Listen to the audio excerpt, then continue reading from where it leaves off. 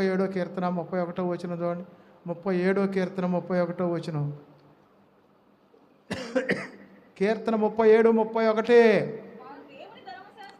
వారి దేవుని ధర్మశాస్త్రము వారి హృదయములో ఉన్నది, వారి అడుగులు జారవు.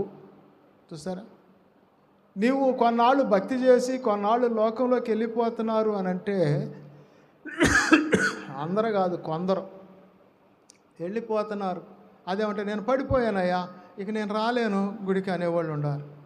అర్థమైంది? ఎందుకు పడిపోతారు, ఎందుకు రాలేకపోతారు అని అంటే వారు దేవుని ధర్మశాస్త్రం అంటే వాక్యం వారి హృదయములో లేదు గనక వాళ్ళ అడుగులు జారుతాయి అంట. అందుకని వారి దేవుని ధర్మశాస్త్రం వాళ్ళ హృదయంలో ఉంటే వారి అడుగులు జారవు.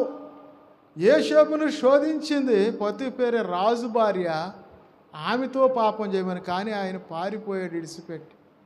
అర్థమైందా? ఆమె చేతిలో తువాళ ఇడిచిపెట్టి ఆ పై మీద పంచి ఇడిచిపెట్టి పారిపోయాడు, కానీ మరి ఆమెతో ఒప్పుకోలేదు. కారణం ఏంటంటే బాల్యకాలము నుంచి, యాకోబు కాలము నుంచి నేను యాకోబు దేవుణ్ణి, అబ్రహాము దేవుణ్ణి, ఇస్సాకు దేవుణ్ణి అంటాడు.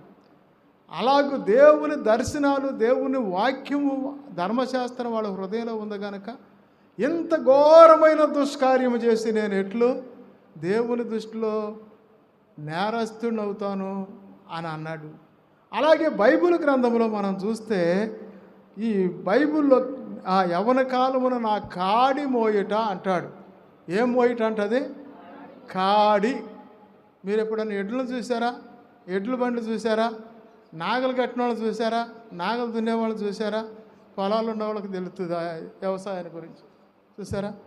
ఆ కొన్ని ఎడ్లు ఇప్పంగాల్నే ఆ బండి దగ్గరికి వెళ్ళి, అర్థమైందా, ఆ యజమానుడు కొన్నిటికేమో అది పోలు పైకి లేపుతాడు, అప్పుడు వచ్చి కాడేసుకుంటాయి.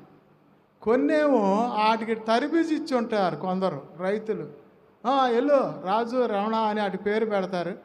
ఆ పేటంగాలనే ఎల్లు అనగాలనే అది వెళ్ళిపోయి కొమ్ముతో ఇట్లా లేపుకొని కాడి మీద వేసుకుంటారు. రెండెట్లు అట్టా చేసుకుంటారు. కారణం ఏంటంటే ఆ కాడి బరువని తెలుసు దానికి. తెలుసా తెలీదా? కాడి మీద వేసుకుంటే ఆ వెనకమాల ఉన్న బండి నిండా ఒడ్లు బస్తాలో, ఏ ధాన్యం బస్తాలో ఏ ఒకటి బరువు ఉంటుంది, లోడు, ఎరువు బండు ఏదో ఒకటి ఉంటుంది.